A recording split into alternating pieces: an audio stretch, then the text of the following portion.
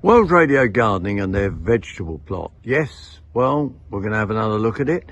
I'm just showing you the cardoons. Fair bit of black fly on there, which we can just home in on.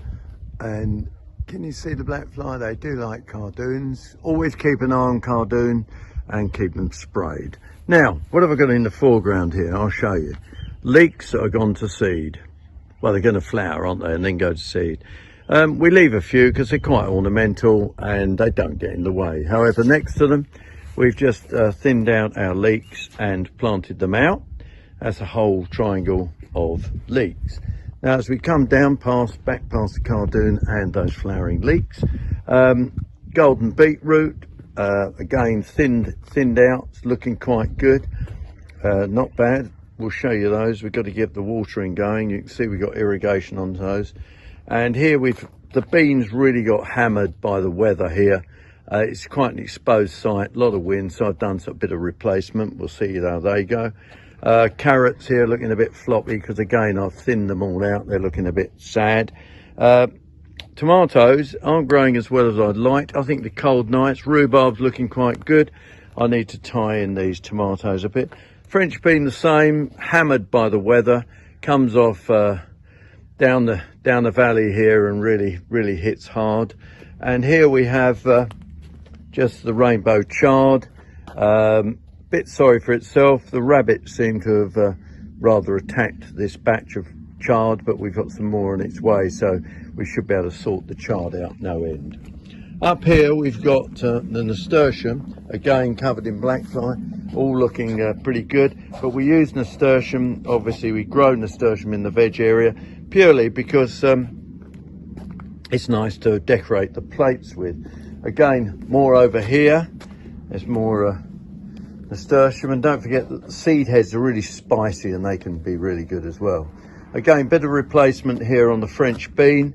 The rabbits got in here, bit of weed I've left there on the side, but that's okay. Chili peppers down here, basil,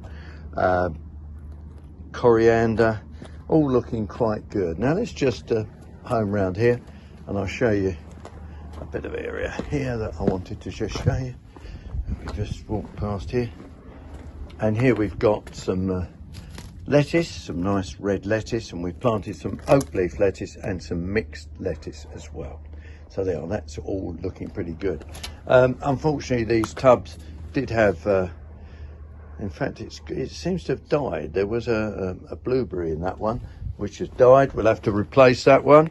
Blueberry in this one's taking off, and we'll nip that back and get a nice bushy one there. Bad attack of black fly on the broad beans. There's plenty of beans down there to be had, and they'll be shelled and looking good. I must just show you my favourite. Look at that bunch of apricot in there. There. Can you see those apricot? There, they are ripening up nicely. It's the every other year, so we're not getting many of them.